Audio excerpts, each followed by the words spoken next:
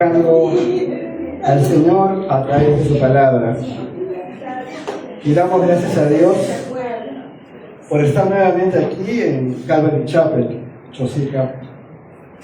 Queremos agradecer a Dios que nos da días bonitos, días hermosos, donde podemos venir con un poco de calor quizás, pero estamos en la casa del Señor y eso nos llena de alegría. Tenemos la oportunidad de poder entrar en la palabra de Dios y ver las cosas que realmente nos dice el Señor, que quiere que lleguen a nuestro corazón y que puedan poco a poco transformar tu corazón y tu vida como se transforma la mía y de todos nosotros, los que hemos conocido al Señor Jesús y lo hemos recibido alguna vez en nuestra vida.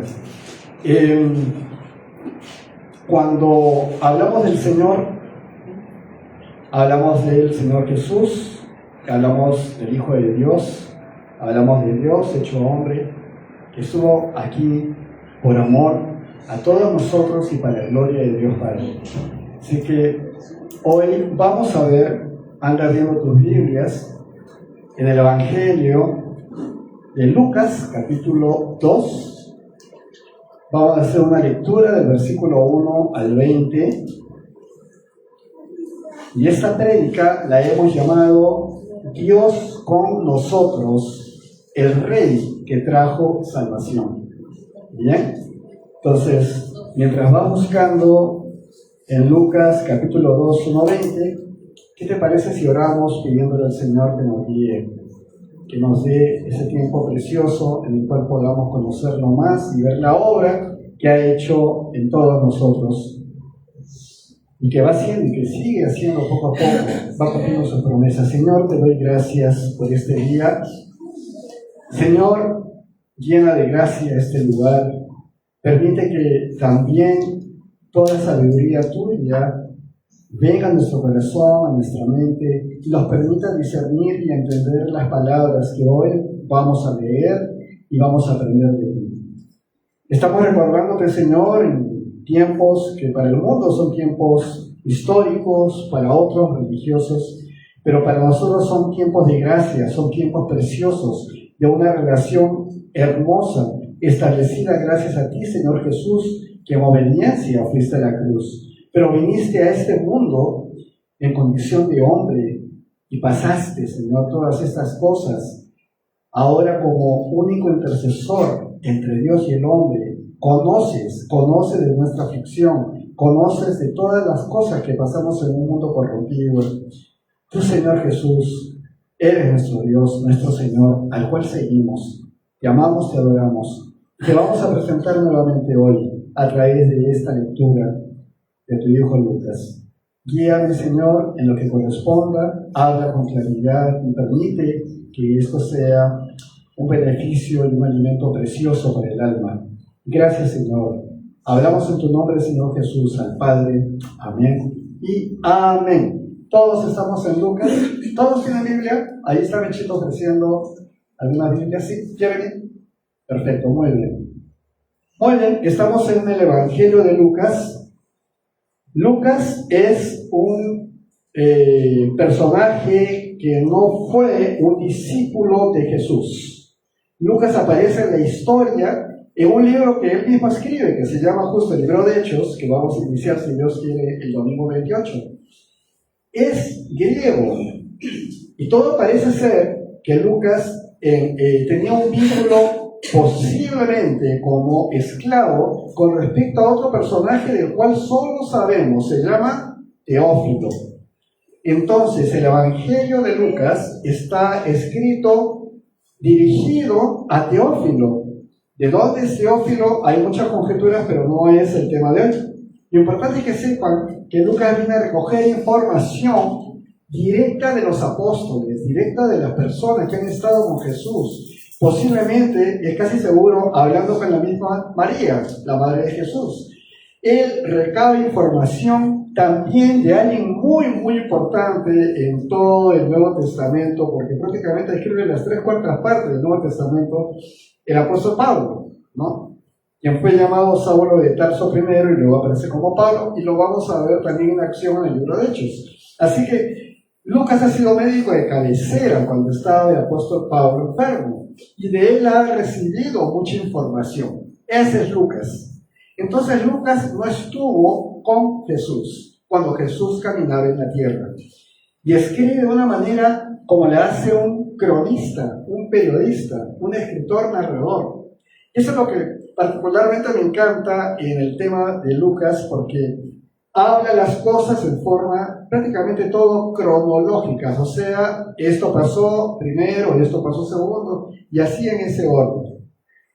Para los que nos gusta leer y para los que nos gusta escribir, el libro de Lucas nos ayuda mucho a conocer todo el contexto, como por ejemplo del nacimiento de Jesús. Y de eso vamos a hablar ahora. Dios con nosotros, el Rey que trajo salvación. Miren, al inicio de este servicio no todos estaban presentes. Hemos leído Isaías, capítulo 7, versículo 15, ¿verdad? Y donde se anuncia a Emanuel. Estábamos hablando de Emanuel. ¿Qué significa Emanuel? ¿Podemos ir viendo, Elizabeth? ¿Sí? Gracias. El significado de Emanuel, véanlo ahí, ¿no?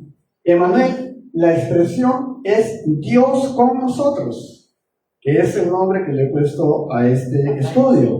Dios con nosotros, es el verbo original en hebreo. No lo puedo pronunciar como está escrito ahí, obviamente, pero sí vamos a ver que cuando hacemos algo que se llama transliteración no es que traduces algo de un idioma a otro, es que de una lengua, como es el hebreo, el sonido, la voz te lleva a decir, entonces, ¿qué? Immanuel. Esa vendría a ser la raíz en lenguaje latino de lo que sería el nombre de Manuel, Immanuel o Emanuel con doble M, ¿ya? Entonces, cuando veas Emanuel, sabes que estás diciendo Dios con nosotros y que viene de una palabra hebrea. ¿Seguimos? Ahora, qué interesante, ¿no? El significado del nombre Emanuel aparece en el Antiguo Testamento. Isaías 7:14 era, 7:14. Y en el Evangelio de Mateo, es donde aparece claramente el significado. ¿Qué dice ahí? Una virgen concebirá y dará a luz un hijo y le pondrás por nombre Emanuel, que significa Dios está con nosotros. ¿Ok? Ya lo está diciendo clarito. ¿Qué está diciendo? El niño Jesús que nació en el pesebre, el arbolito de Navidad nació y está con nosotros, no dice eso. Dice, Dios está con nosotros. Directo del hebreo. Ese es el significado de Emanuel. Seguimos, por favor. Vamos a ver entonces que ese Immanuel que les había puesto antes está separado y significa con nosotros. Y ese él de Emanuel significa, ¿qué significa? Dios. Immanuel. Teológicamente, no es solo un nombre, sino una declaración de que Dios está presente, encarnado en medio de su pueblo. Cuando vas a la Biblia de esta manera, entiendes perfectamente lo que Dios mismo ha puesto a través de las personas que le han escuchado y que han escrito los evangelios y cada una de las profecías que podemos leer, tanto en el Antiguo Testamento como en los textos que vemos en el Nuevo Testamento. Así que con esta presentación, ustedes ya entienden lo que es Emanuel, Dios con nosotros. Y muy bien, es importante haber empezado así. Quisiera empezar a leer ya del versículo 1 al 3, en el texto que estamos viendo hoy de Lucas. Vamos a ver ahora del verso 1 al 3. Se los voy a leer, me siguen en sus Biblias, por favor. Por esos días, Augusto César promulgó un edicto en el que ordenaba levantar un censo de todo el mundo.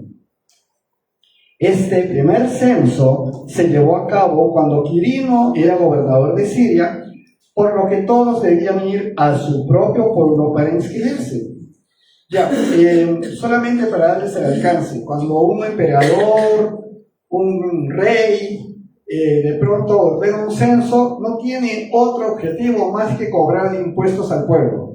Antes eran 500.000, ahora son 530.000, ya hay 30.000 personas más que pueden pagar impuestos al reino. Para eso eran los censos. Entonces, esta persona que aparece aquí, Augusto César, en realidad su nombre era Octavio. Vino a ser, si alguna vez escucharon hablar de Julio César, un gran personaje de la República de Roma, pues cuando muere asesinado, él tiene a un sobrino llamado Octavio, al cual lo tenía como hijo. Este Octavio es el que pasa a ser el emperador, pero en el tiempo, Octavio crece y de pronto lo que era la República de Roma se convierte en un imperio.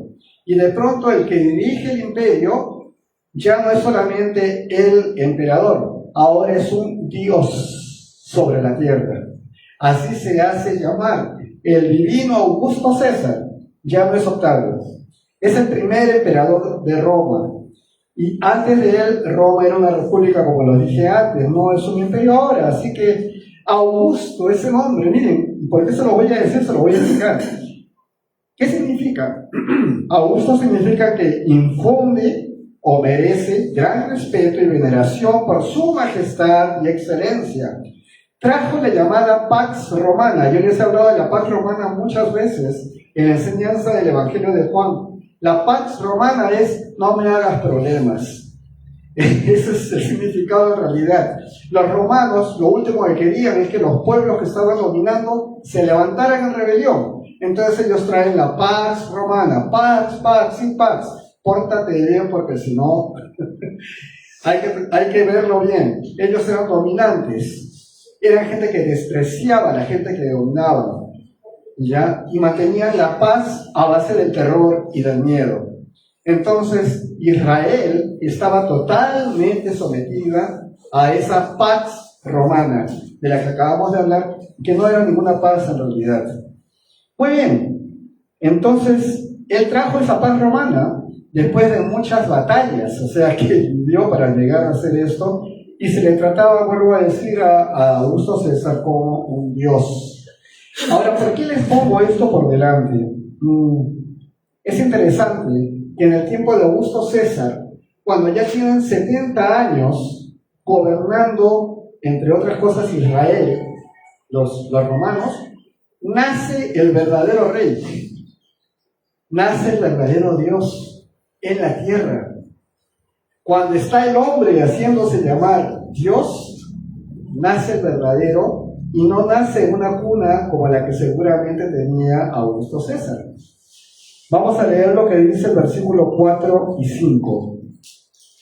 Como José era descendiente de David y vivía en Nazaret, que era una ciudad de Galilea, tuvo que ir a Belén, la ciudad de David, que estaba en Judea, para inscribirse junto con María, que estaba desposada con él y se hallaba encinta.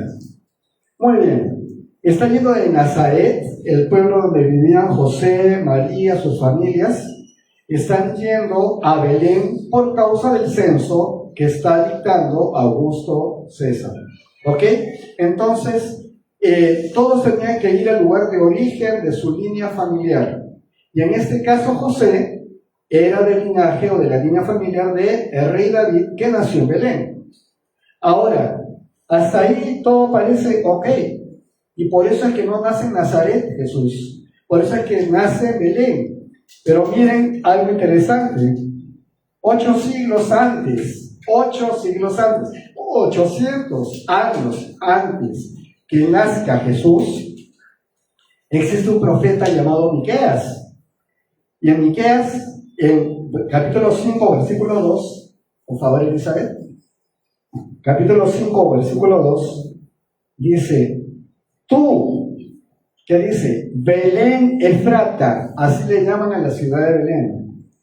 Eres pequeña para estar entre las familias de Judá, la región de Judá, pero de ti me saldrá el que será Señor en Israel.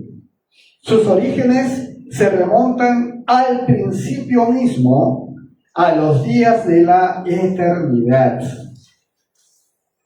A ver si entienden. Todos los que hemos seguido el Evangelio de Juan a través de este año y más de un año y medio, varias veces han escuchado lo que dice Juan 1:1. En el principio, Bereshit, palabra hebrea, ¿recuerdan? Ok, acá está hablando también del principio. En el Génesis, se remontan al principio mismo, al Bereshit, los orígenes de ese rey que va a estar en Israel. 8 siglos antes del nacimiento de Jesús lo anuncian naciendo ¿en dónde? En Belén. Pero entonces pónganse a pensar, ¿era para que naciera en Belén? No, debía haber nacido en Nazaret. Dios está obrando y puede mover el panorama político, puede mover el panorama geopolítico mundial para cumplir sus propósitos. De pronto el emperador pone un censo. De pronto el ángel anunció a María que iba a tener un hijo y ella no había conocido hombre. De pronto viene toda esta historia previa y ahora está encinta, pero tiene que ir al censo. Sale de su ciudad natal y se cumple la profecía llevando a Jesús a nacer ¿en dónde? En Belén. Como dijo Dios a través del profeta Miqueas 8 siglos antes. Ahora, cuando Jesús nace en Belén, bueno, pasan muchas cosas, algunas vamos a ver hoy día, pero luego vuelven a vivir en Nazaret, ¿verdad? ¿Y qué es lo que hacen las personas que van a vivir y que van a ver creciendo a Jesús y después lo van a ver ya como un rabí, como un maestro y va a volver a Nazaret? Cuando lo ven, todas estas cosas de las que vamos a hablar hoy pareciera que comienzan a borrarse y de pronto miren lo que dice en Mateo, el capítulo 13 del 55 al 56. ¿Acaso no es este el hijo del carpintero? Dicen, ¿no se llama su madre María y sus hermanos son Jacobo, José, Simón y Judas? ¿No están todas sus hermanas con nosotros? ¿De dónde pues le viene todo esto? A esa capacidad, a esa presencia de Jesús enseñando con esa autoridad, ellos comienzan a hablar, bla, bla, bla, murmuran sobre Jesús. Pero tengo que decirles algo. Israel no era una ciudad pequeña, pero las voces y las noticias corrían en toda la ciudad. La historia del nacimiento, por ejemplo, de Juan el Bautista, fue todo un evento que corrió por las montañas. Estuvo llena de eventos muy importantes y sobrenaturales, más aún la de Jesús, el Hijo de Dios. Comienza a ser un vox populi, la manera que ha nacido el rey, y también hay todo un movimiento, tanto que va a haber reacciones de parte del rey de Israel, que va a querer matarlo, y muchas cosas que van a pasar. Y toda esa historia, ¿ya la olvidaron? ¿No saben quién es Jesús ya a los 30 años enseñando delante de ellos? Es difícil de pensar eso. Entonces, oye, pero este no es el hijo del carpintero. Ese no es, no conocemos a sus hermanos, es que no sabe así. Es una tendencia humana el despreciar a las personas y de pronto tener las cosas más obvias delante de ti, pero más importante es lo que tú ves, lo que tú crees y lo que quieres dejar y bajar, ¿no? Ok, alguien me parece que está allá. Perfecto.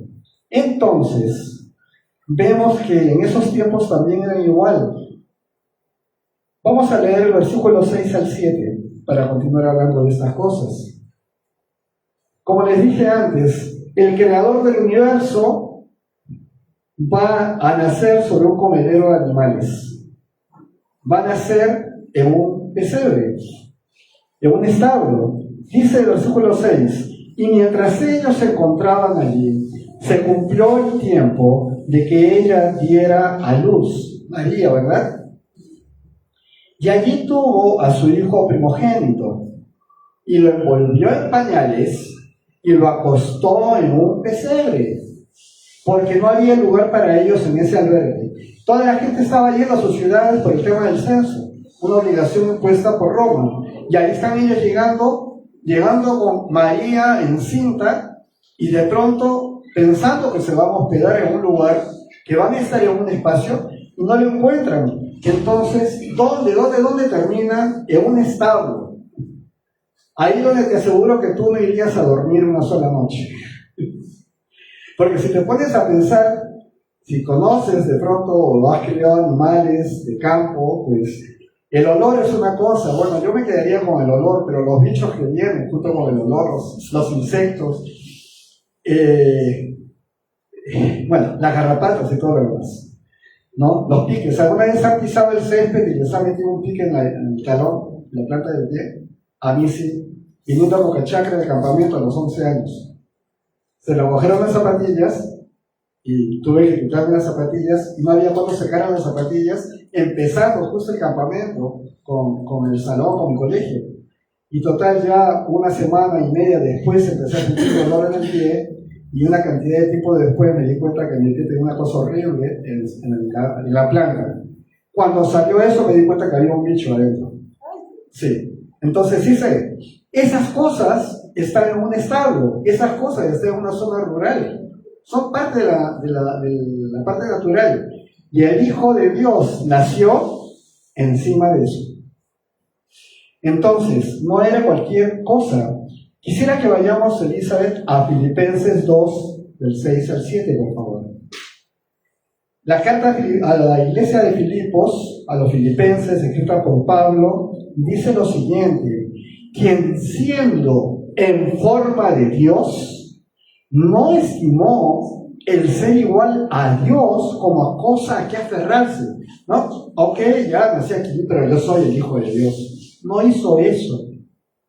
Versículo 7 dice, sino que se despojó a sí mismo y tomó forma de siervo y se hizo semejante a los hombres. Lo dice la palabra de Dios. Siendo en forma de Dios, no estimó el ser igual a Dios como cosa que aferrarse. Tú no ves a Jesús hasta el final recién de su ministerio. Él empieza a manifestar su condición divina, pero él ha renunciado a ella en obediencia al Padre para hacer la obra que el Padre le encomendó. Está en forma de siervo, está en forma humana, con las aflicciones propias de un hombre. Y así él lo acepta, lo que no quitó en absoluto la divinidad. Otra cosa, todos los milagros que puedes tú conocer, si has leído toda la Biblia, vas a ver la cantidad de milagros que hizo Jesús. En el Espíritu Santo, siendo hombre, ser humano, él actúa con la dirección de Dios Padre, lleno del Espíritu Santo, y se dan milagros. Pero él está como hombre, como tú y como yo. Y esa era la forma, la condición en que Dios pone a su Hijo para que se lleve adelante toda esta obra y nosotros creamos en Él y creamos que Él vino de Dios. Eso es lo que hace. Entonces Jesús no se pone como Dios, pero sí en más de un momento van a ver ustedes, como lo hemos leído, que dice mi Padre que está en los cielos. Muy bien. Y se lo dice a aquellos que conocen las Escrituras y que lo pueden identificar. Otro versículo más, Gálatas 4:4, a la iglesia de Galacia, a los Gálatas les escribe Pablo también. Dice el versículo 4, pero cuando se cumplió el tiempo señalado, Dios envió a su Hijo, que nació de una mujer y sujeto a la ley. Interesante, no vino a actuar como Dios en la tierra, vino a actuar como hombre dirigido por Dios en la tierra. Y quiero decirles esto: sujeto a la ley significa de acuerdo a lo que las leyes que se adquirieron, en este caso sujeto a la ley de Dios en Israel, pero sujeto a las condiciones humanas, sujeto a las condiciones de la tierra, a nuestra historia. A eso estaba sujeto. Entonces no había ninguna pretensión de él demostrarse como Dios, sino como hombre. Seguimos leyendo, versículo 8. vamos a ver cómo la gloria de Dios ahora se va a manifestar en personajes impensables. Que Dios, ¿por qué tendría que hacer esto así? La gloria de Dios se envuelve a unos pastores. Vamos a ver esto del versículo 8 al 9. En esa misma región había pastores que pasaban la noche en el campo cuidando a sus rebaños. Allí un ángel del Señor se les apareció y el resplandor de la gloria del Señor los envolvió. Ellos se llenaron de temor. Pónganse por favor un ratito en no los zapatos, en las sandalias de estos pastores que están velando, están en la noche cuidando a su rebaño, están cuidando de los lobos, y cuando en esto un ángel aparece delante de ellos, y algo como una gran nube, muchas veces se habla de humo, una nube, tratando de describir lo que es la gloria de Dios, los envuelve. Bueno, dice que los llenaron de temor, ellos se llenaron de temor. Si hubiera sido yo ahí, a lo mejor no solamente me llenaba de temor, no estaría sabiendo qué pasó porque hubiera salido corriendo, asustado, hubiera salido corriendo y después mis compañeros, ¡oye, te la perdiste! Posiblemente, ¿cómo habrá sido eso? Impactante. Pero miren lo que sucede a continuación, versículos 10 y 12.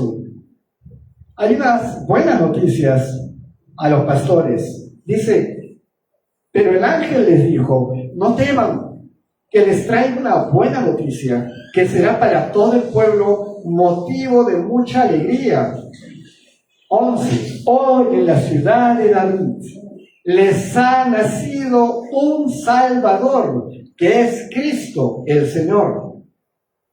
12 dice, esto les servirá de señal. Hallarán al niño envuelto en pañales y acostado en un pesebre. Qué emocionante, de verdad, para un grupo de personas, pastores sencillos, olvidados en las montañas, junto con su rebaño, que el ángel que viene a darle la noticia les hable de algo que ellos ya saben y conocen. Están todos esperando durante siglos que venga el Mesías. Eso es en hebreo, el Cristo en griego. Y les está diciendo que ya nació. Lo que están esperando todos es que este Salvador, este Cristo, los libere de Roma, los libere de todos los que son los que dominan a Israel, y ellos vuelvan a ser el pueblo de Israel que domina el mundo, como alguna vez lo fue cuando estuvo David y después su hijo Salomón.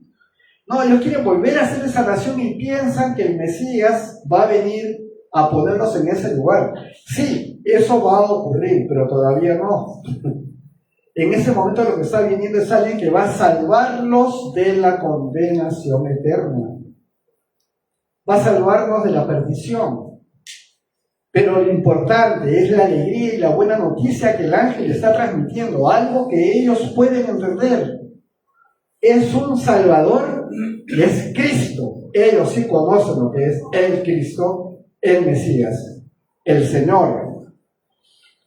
En Hebreos, en el Nuevo Testamento, él dice, en Hebreos, capítulo 1, versículos 2 y 3, hay unas líneas muy interesantes, ya que se escribe en este mensaje de los hebreos en el Nuevo Testamento. Dice, en estos días finales nos ha hablado Dios por medio del Hijo.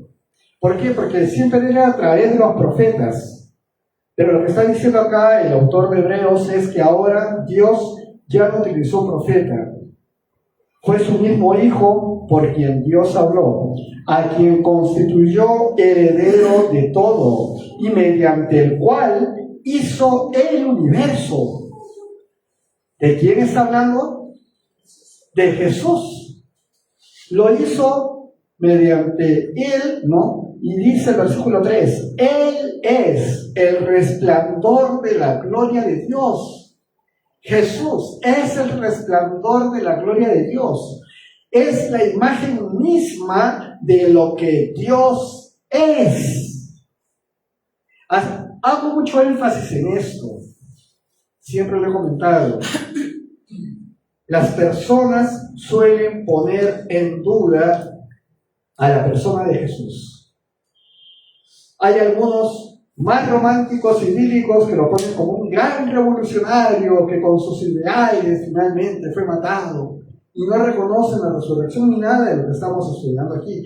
Aquí estamos mostrando a Jesús, el Hijo de Dios, que es Dios, hecho hombre.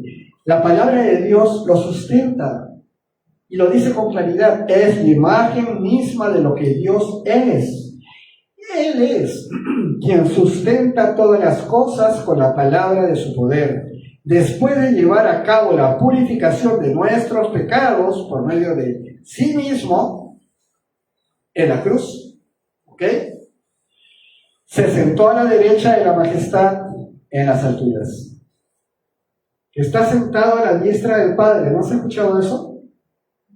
Eso que escuchamos y que pasa volando, lo dice el libro de Hebreos, capítulo 1, versículos 2 al 3, ahí lo dice, que después de haber hecho la obra que el Padre le dio, Dios amó tanto al mundo que dio su único Hijo, para que todo aquel que crea en Él no se pierda, mas tenga vida eterna. Juan 3:16. Ok, ¿y dónde dice que está? Sentado a la derecha de la majestad, en las alturas. Entonces, vemos con claridad que Jesús, el Señor, nace en condiciones tan humildes y que de pronto, ¿quiénes son los testigos de su nacimiento? El rey de Israel, el emperador Augusto César, los gobernadores, los centuriones romanos, las autoridades, los escribas, los fariseos, los saduceos. ¿Ellos han venido así todos a testiguar? No. Pastores del cerro de Aquisito a la vuelta. Humildes. Como Jesús, el Hijo de Dios, nace en humildad. ¿Dónde quedamos nosotros con todos nuestros pensamientos, creyéndonos humildes a veces? De verdad. Cuando vemos una cosa así, si Dios lo hizo así, ¿dónde está tu corazón respecto a esto?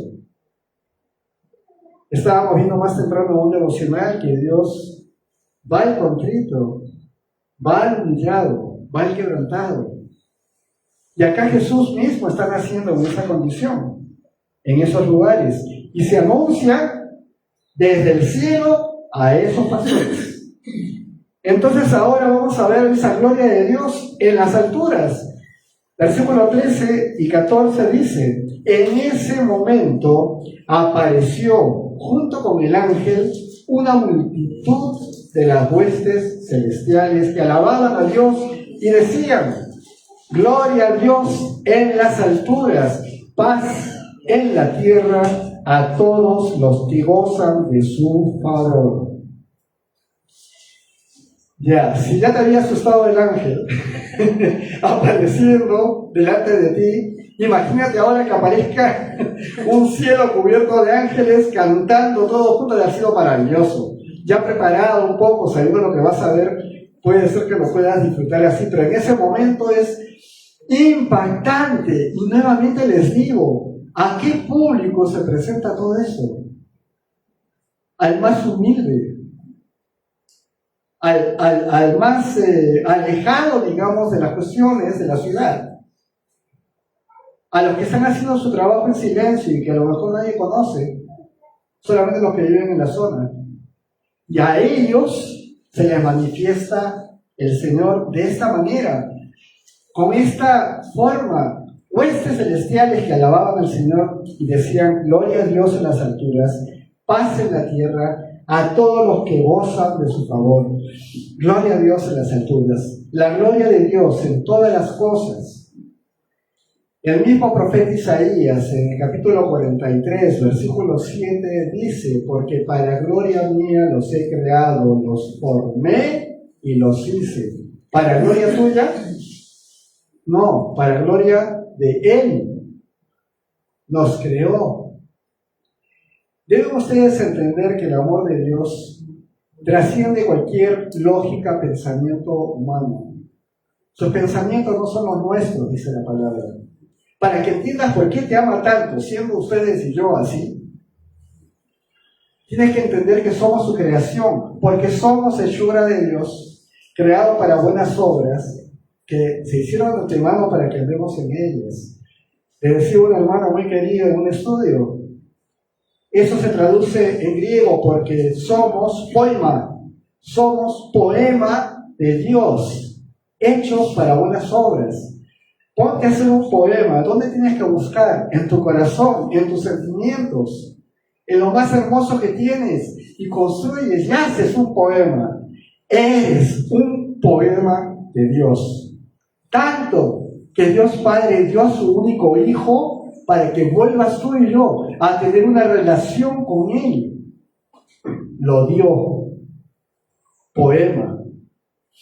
Entonces, ahora, esos perdidos, sin nombre, olvidados, pastores en la montaña, son poemas de Dios o fueron poemas de Dios también. No es menos importante que haya sido a ellos que a nosotros o al presidente de la República. Nosotros ponemos los estándares humanos, pero es Dios el que pone su amor para todos. A todos nos amó y nos ama. Así que sucede esto espectacular. Y otra cosa más, vamos a ver qué hacen los pastores con esto. Esas personas totalmente poco populares descienden y van corriendo, van a ver la escena y van a llegar al lugar donde está Jesús. Pero vean la escena bien, por favor. Si hay alguien acá que es periodista, puede decirme si no me equivoco. Si la cámara va corriendo con el periodista, estaban los pastores, justo les estaba filmando cómo cuidaban a su oveja, cuando eso apareció el ángel. Y después aparecieron todos estos ángeles. Y después me fui corriendo detrás de ellos con la cámara y vi que llegaban hasta donde dijo el ángel que había nacido Jesús. Y ahí estaban, ¿dónde? ¿Estaba en un trono? No. ¿Dónde está? ¿Pero dónde está? Dijeron un pesebre, deben estar junto a algo de animal. No, está en el comedero de animales. ¿Qué? Los impopulares, los desconocidos, llegan a un establo donde nadie está aplaudiendo ni haciendo grandes voces. Hay vaca, toro, mulas, bichos, ovejas, cucarachas, ratas, sí, claro. Y un niño recién nacido y unos padres felices, envuelto en pañales, sobre un pesebre. Algo no normal de ver. Si fueras el periodista estarías temblando diciendo, ¿qué es esto? Ok, estamos acostumbrados a que en tu casa pongas tu nacimiento tradicional y pongas al pesebre y pongas... Pero ese es el lugar donde nació Jesús, el Hijo de Dios. Miren lo que dice el versículo 15 al 19. Cuando los ángeles volvieron al cielo, así lo dice, o sea, no es simplemente que aparecieron y desaparecieron. Cuando los ángeles volvieron al cielo, los pastores se dijeron unos a otros, vayamos a Belén y veamos esto que ha sucedido y que el Señor nos ha dado a conocer. Así que fueron deprisa y hallaron a María y a José, y el niño estaba acostado en el pesebre. Y estaba en el lugar que les habían dicho los ángeles. Al ver al niño, contaron lo que se les había dicho acerca de él. Contaron los pastores lo que los ángeles le dijeron. Todos los que estaban escuchando, dice, todos, ahora sí no sé quiénes son todos. Sabemos que estaba María, José y el niño. Sabemos que estaban los animales. ¿Quiénes son todos? No sé. Todos los que estaban escuchando. Parece que había más gente ya en ese lugar cuando los pastores llegan. Quedaron asombrados de lo que decían los pastores, pero María guardaba todo esto en su corazón y meditaba acerca de ello. Pregunto a ustedes, no hemos visto hoy este tema, pero la mayoría de nosotros sabemos que un ángel del Señor anunció a María que iba a tener a Jesús, ¿verdad? Entonces, María sabía quién era el que llevaba el vientre y ahora sabía quién había nacido. Al decirles eso, les quiero decir también, María podría estar no solamente gozosa de ser madre, sino de ser madre de Cristo, madre del Mesías, del Salvador de Israel. María guardaba todo esto en su corazón. No hacía grandes espectáculos, no hacía alardes. María guardaba esto en su corazón y meditaba acerca de ello.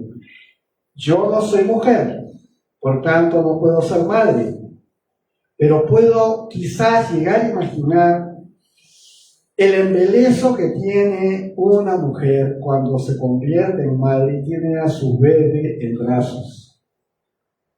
Me imagino lo precioso que es eso. Ahora, que tengas a ese bebé, que ahora es tu hijo, y que sepas que Dios te ha dado a ti el beneficio de ser portadora física del nacimiento del Hijo de Dios.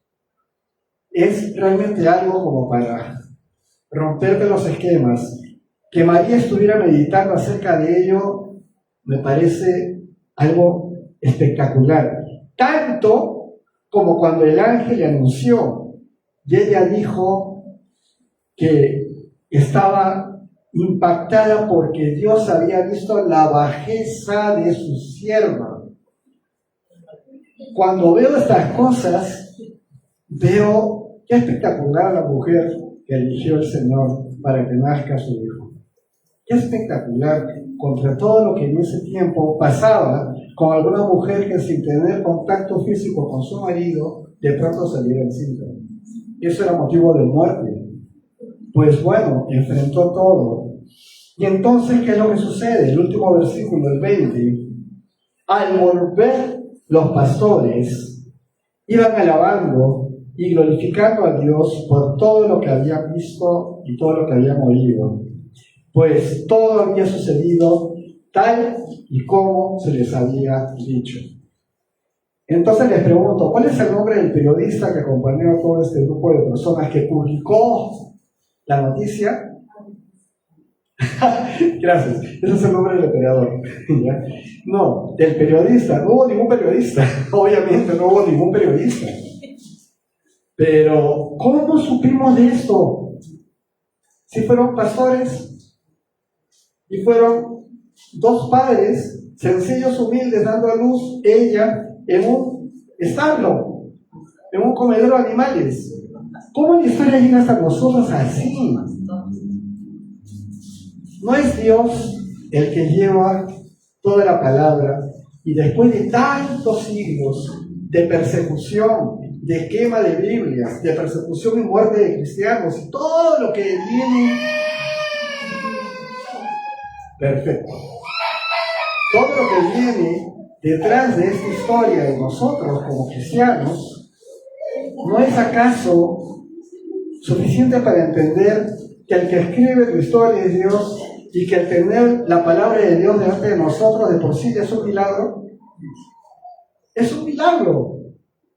Pero es que la palabra de Dios, y el Señor dice claramente, las cosas del mundo pasarán, pero mi palabra permanecerá para siempre. Así que esto lo estamos viendo, somos testigos y todavía no salimos de nuestra forma cuadrada, física, tangible, lo que necesito ver para poder creer. Todavía no salimos de eso, pero los milagros de Dios se están dando delante de ustedes y delante de mí todos los días. El hecho que hayas abierto tus ojos hoy es un milagro del Señor, porque la vida se sostiene ahí, en la mano del Señor. Él es la vida. Entiéndelo así, y la historia que tantas veces te han contado se vuelve fascinante, porque vuelvo a decirlo aquí, tú eres parte de esta historia. Tú eres parte de esta historia. Tu nombre ha sido escrito en la mente de Dios desde antes de la fundación del mundo. Es difícil de entender y de creer. A los pastores se le aparecieron ángeles. ¿Qué necesitas que aparezca delante de ti para que creas? ¿Qué necesitas ver? Nada en realidad.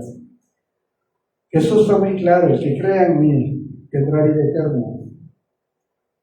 Fue muy claro: el que crea en mí.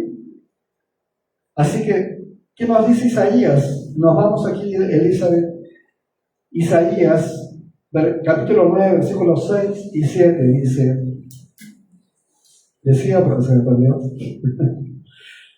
dice, permítame un ratito para volver, ya se llegaron, gracias. Dice así: porque un niño nos ha nacido, un hijo nos ha sido concebido, sobre sus hombros llevará el principado, y su nombre será Consejero Admirable, Dios Fuerte, Padre Eterno y Príncipe de Paz. La extensión de su imperio y la paz en él no tendrán límite. Reinará sobre el trono de David y sobre su reino, y lo afirmará y confirmará en la justicia y el derecho desde ahora y para siempre.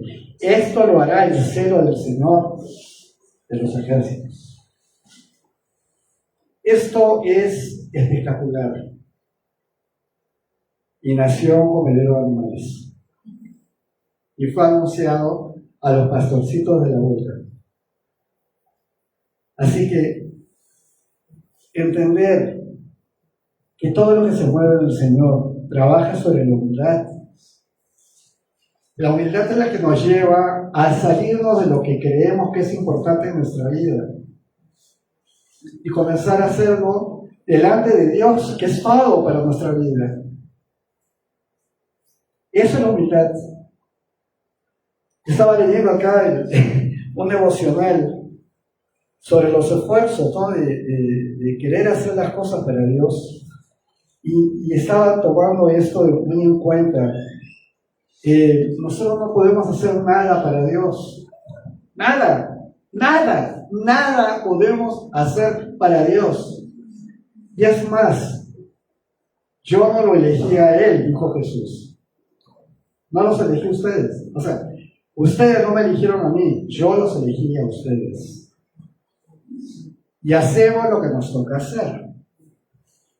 Y de pronto, Pablo es el que dice: siervos inútiles son, ya no recuerdo, perdón, pero la cita es esta: siervos inútiles somos porque hacemos lo que tenemos que hacer. O sea, siervos, estamos listos, ya, muy bien, quítate todo eso. Pero no necesitas nada. Haz lo que yo te digo que hagas. ¿Se acuerdan que me estuvieron acá terminando el Evangelio de Juan? Que estuvieron otra vez toda la noche sin pescar nada en la barca, y de pronto Pedro ve a una persona caminando en la orilla que le dice: hijitos, ¿tienen algo para comer? No hemos pescado nada. Lanza la red a la derecha. Y ni siquiera él, por el cansancio, habrá lanzado. Él era el pescador profesional, pero le hizo caso a ese individuo desconocido que estaba en la orilla, y lo lanzó y se llenó de peces, y fue Juan. Es el Señor. ¿Qué hizo Pedro? Lo que Jesús le dijo. ¿Qué le valió todo lo que había hecho durante tantas horas en la noche? Nada, siendo lo profesional que era en el mar. Pero Jesús le dijo y él obedeció. Por eso digo, ¿de qué nos sirven tantas cosas? Jesús nos muestra humildad siendo el Rey. Ojo, Él vuelve y vuelve como el Rey. Y viene con vara de hierro. Y viene a reinar y a tomar todo lo que es suyo. Porque todo le ha sido dado al Hijo de Dios. Así que vamos a orar y vamos a pedirle al Señor que nos guíe en nuestra vida con esta lección, viendo el nacimiento de Jesús. Cuando tengas tu momento familiar, cuando tengas tu cena, posiblemente estés reunido con las personas que son las que más amas, estás en tu entorno queriendo celebrar tradicionalmente lo que llamamos la Navidad. te sugiero que compartas un ratito nada más en aquellas personas que no han estado aquí presentes hoy. Pero tú sí has estado presente, comparte. Y mira que el Hijo de Dios nació en lo más humilde y nos mostró el camino. Nos dijo, ese es el corazón humillado que quiero de ti. Humilde, humillado. Eso es lo que dice el Señor. Y de verdad anhelo que la lección de hoy y lo que quede en tu corazón sea realmente importante. Disfruta tu tiempo familiar. Disfruta tu tiempo familiar. Disfruta tu tiempo de familia. Ok, disfruta tu momento de tradición. Pero no creas en el muñequito que tienes quizás puesto ahí sobre una cosa que parece un pesebre en tu casa en una semana. No hagas nada con eso.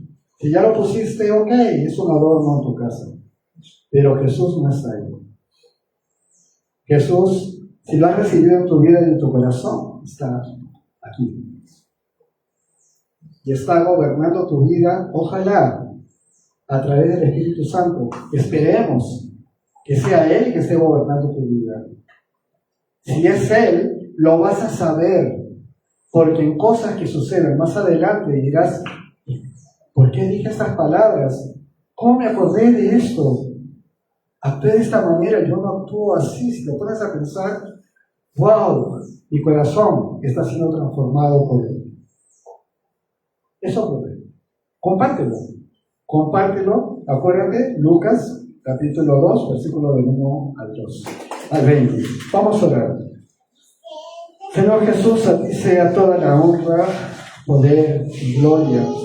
Señor Jesús, nos rendimos ante la majestad innegable de tu presencia en la tierra. Nos rendimos ante tu poder eterno, tu justicia y tu obra salvadora para con nosotros. Tu creación humana, nosotros, tu obra perfecta, tu poema de amor. Y aprendemos de ti hoy, Señor Jesús, que no necesitamos buscar triunfos sociales en nuestras vidas y solvencia económica sobre las demás personas, sino la grandeza que nace de la humillación y rendición ante tu solo nombre, que es sobre todo nombre, Señor Jesús. Gracias por tu obra de amor y de rescate de la humanidad, desde lo más sencillo y humilde. Guíanos en tus caminos, Señor Jesús, porque te adoramos, Señor, y glorificamos hoy. Y lo pedimos al Padre en tu nombre, Señor Jesús. Amén y amén.